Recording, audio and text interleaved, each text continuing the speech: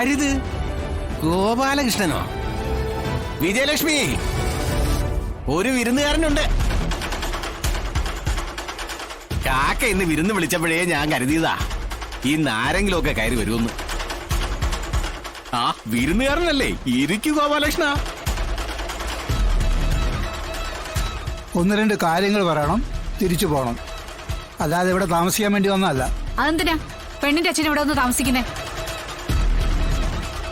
എന്റെ മകൻ ഈ വീട്ടിലേക്ക് കെട്ടിക്കൊണ്ട് വന്നതേ അച്ഛനെ അല്ലായിരുന്നു, മോളെ ആയിരുന്നു.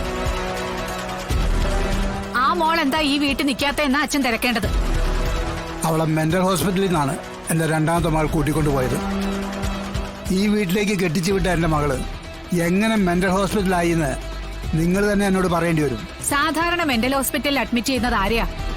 മനോരോഗമുള്ള വ്യക്തികളെയല്ലേ.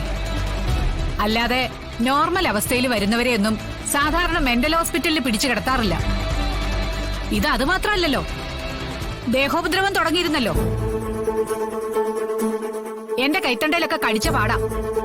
ഒരു ടീറ്റി എടുക്കണമെന്നന്ന് പലവട്ടം ചിന്തിച്ചതാ, നടന്നില്ല. ഇന്നൊരു ജലദോഷപ്പനി വന്നാ മതി, ഞാൻ പേടിക്കും.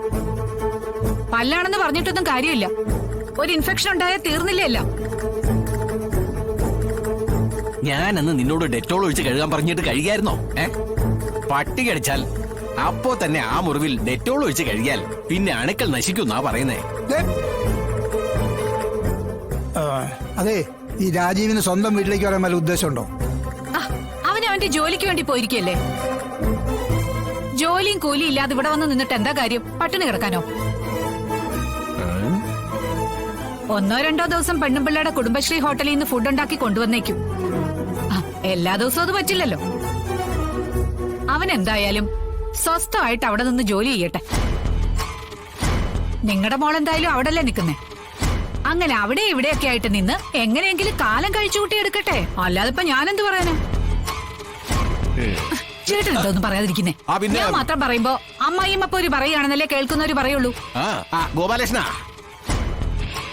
ഉള്ളത് പറയാലോ.